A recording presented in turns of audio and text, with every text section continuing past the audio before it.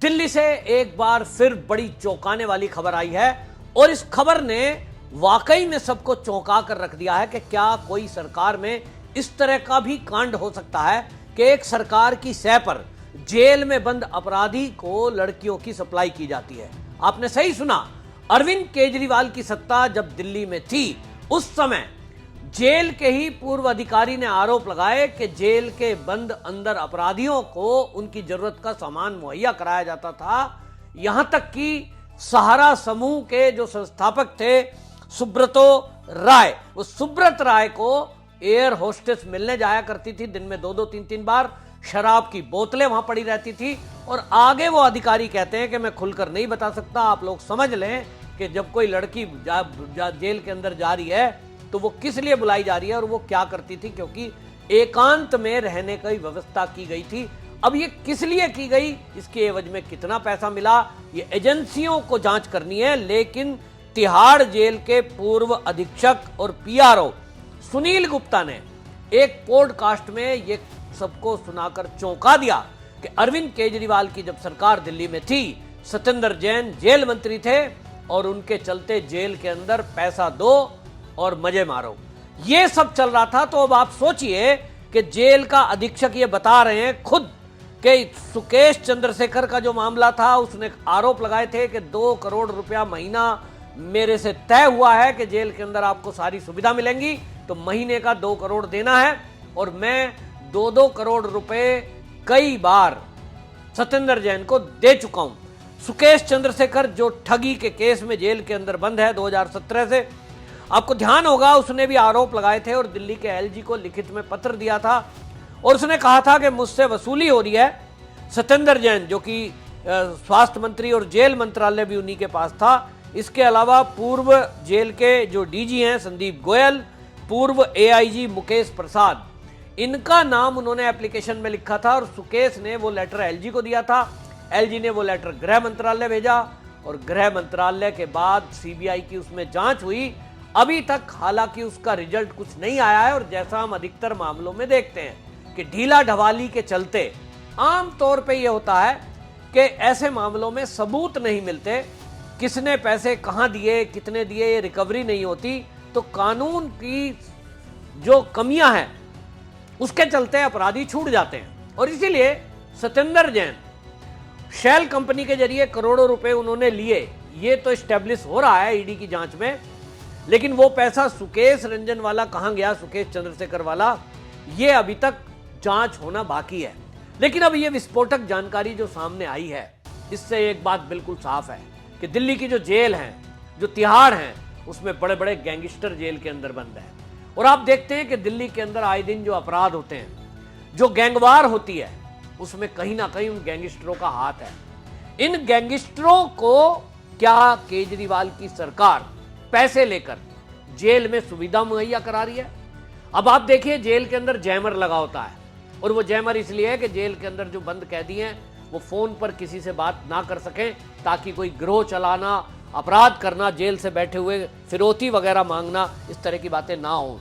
तब इसकी भी आशंका है कि जब मंत्री खुद मिल गया और मंत्री पैसे लेकर फैसिलिटी दे रहा है अपराधियों को, तो निश्चित रूप से पैसे लेकर अपराधियों की फोन पे बात भी हो जाती होगी और इसीलिए दिल्ली का अपराध कम नहीं हो रहा। अब इस मामले में गंभीरता आई है, हालांकि अभी जांच होना बाकी है, लेकिन यह गंभीर खुलासा हुआ है। और जो ये सुनील गुप्ता हैं, पीआरओ जेल के पूर्व अधीक्षक, ये कहते हैं कि साहब अभी तक तो केजरीवाल सरकार थी, इनसे तो मैं पहले खुद मिल चुका हूं। वो कह रहे हैं कि मेरे अरविंद केजरीवाल से बड़े अच्छे संबंध है और मैं उनसे व्यक्तिगत रूप से ये सोचते हुए मिला कि ये कहते थे कि हम तो नई तरह की राजनीति करेंगे। मुझे लगा कि हो सकता है अरविंद केजरीवाल के मंत्री इसमें मिले हुए हों, सत्येंद्र जैन मिलकर पैसे ले रहे हों, अरविंद केजरीवाल को ये नॉलेज ही ना हो कि जेल में चल क्या रहा है। सुनील गुप्ता कहते हैं कि मैं खुद अरविंद केजरीवाल से मिला और मैंने जब उनको बताया कि जेल के अंदर सुब्रत राय जो बंद है उससे मिलने के लिए लड़कियां आती हैं और मैंने शराब की बोतलें तक देखी हैं, जेल के नियमों को ताक पे रखा जा रहा है।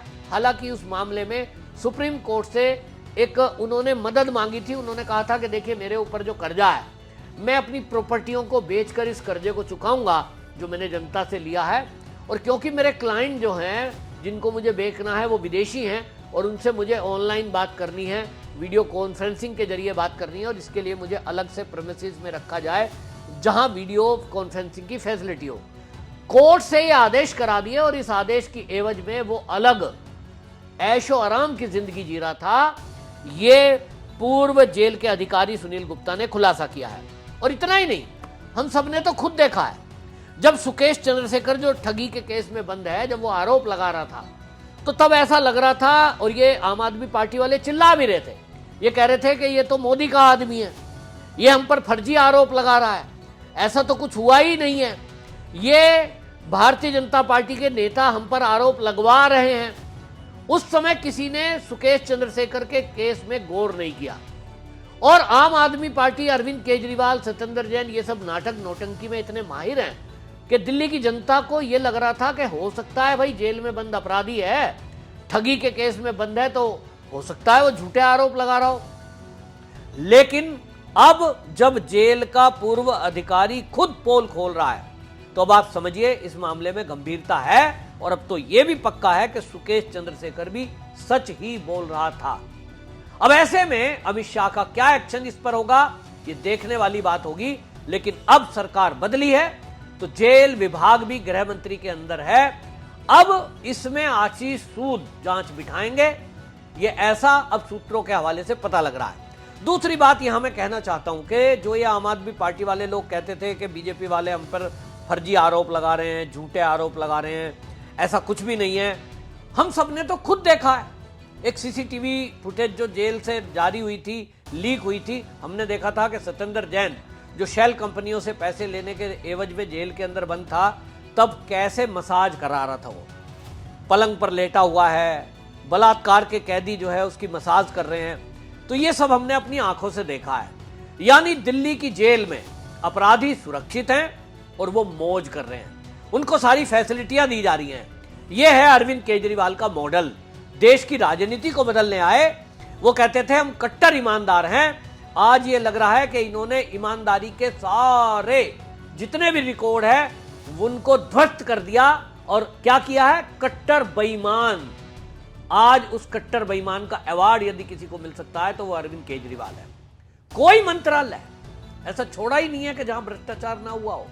अभी क्लासरूम घोटाला, डीटीसी बस घोटाला, जल बोर्ड में घोटाला, बिजली बोर्ड में घोटाला और अभी अभी खुला है मोहल्ला क्लिनिक घोटाला।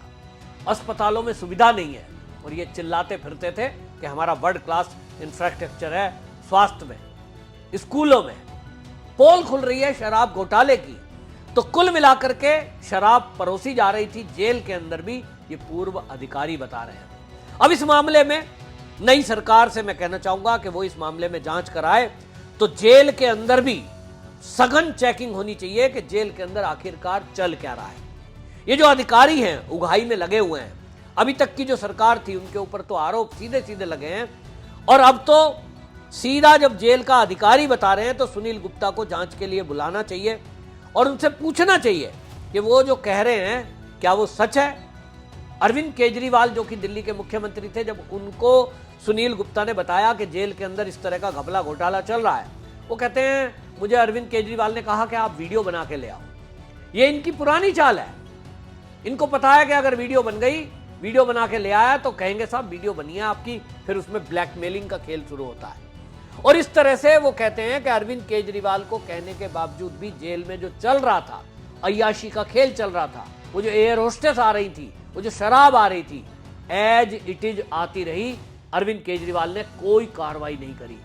अब आप इसका मतलब समझिए कि इस खेल में अरविंद केजरीवाल खुद इन्वॉल्व थे, एक अधिकारी कह रहा है। नहीं तो मुख्यमंत्री की जब नॉलेज में ये चीज आई तो क्यों नहीं रुकी, ये सीधा सवाल है। अरविंद केजरीवाल को इसका जवाब देना चाहिए और आम आदमी पार्टी वालों को तो डूब के मर जाना चाहिए। उन्हें शर्म आनी चाहिए कि इस तरह से उनका नेता, जिसके पीछे खड़े होकर वो तालियां बजा रहे हैं, जिसको वो जननायक बता रहे हैं, वो नेता उनका ऐसा था कि उसकी सत्ता में जेल के अंदर अय्याशी कराई जा रही थी। पैसे लेकर आप कुछ भी करोगे, अपराधियों को फिर तो आप हथियार पहुंचा दोगे, अपराधियों को फिर आप फोन पे बात करा दोगे और किसी दिन अपराधियों को भगा भी दोगे। ये जो चल रहा है ये बहुत गंभीर मामला है। अरविंद केजरीवाल और आप पार्टी को इस पर जवाब देना चाहिए। लेकिन इतना जरूर है कि इसकी जिस दिन जांच होगी और परतें खुलेंगी तो निश्चित रूप से ये सत्येंद्र जैन को पूछना चाहिए, 3rd डिग्री टॉर्चर उसको देना चाहिए, तभी बताएगा नहीं कि ये जो चल रहा था कि आप करोड़ों करोड़ों रुपए, एक सोचिए सुकेश चंद्रशेखर कह रहा है कि 2 करोड़ तो मैंने दिए। अब इस तरह से जो अपराधी बंद है, पैसे वाले लोग बंद हैं, कितने पैसे की उगाही ये हर महीने करते होंगे, इसी से कल्पना करिए। तो क्या ये पूरा पैसा सत्येंद्र जैन ने अपनी जेब में रखा या इसका कुछ हिस्सा अरविंद केजरीवाल को भी गया, जिसकी संभावना है। क्योंकि मुख्यमंत्री को जब खुद सुनील गुप्ता जो कि पूर्व अधीक्षक रहे हैं जेल के, वो कह रहे हैं कि मैंने खुद बताया, तो दिन में 4 बार प्रेस कॉन्फ्रेंस करने वाला अरविंद केजरीवाल, ऐसा कैसे हो सकता है कि इस मामले में मौन हो जाए और अपराधी अपराध करता रहे और जेल में जो फैसिलिटियां पैसे देकर मिल रही थी वो मिलती रहे, वो बंद नहीं हुई। इसका मतलब अरविंद केजरीवाल की भी सह थी, इससे सिद्ध होता है। सीबीआई को इस केस में तुरंत जांच करनी चाहिए और मैं तो कहता हूं एनआईए को भी इन्वेस्टिगेशन करनी चाहिए दिल्ली की जेलों की, क्योंकि उसमें बड़े बड़े अपराधी बंद हैं, आतंकवादी बंद हैं। तो ऐसे केस में एक देश के लिए भी खतरा है कि ये कब किस आतंकवादी और गैंगस्टर से ये फैसिलिटी दे करके उससे कुछ भी करा सकते हैं। तो ये एक जांच का बड़ा मुद्दा है और कुल मिलाकर इसने अरविंद केजरीवाल के घिनौनी हरकत की पोल खोल दी है। आपकी राय क्या है कमेंट बॉक्स में जरूर लिखें, वीडियो को शेयर करें। वंदे मातरम।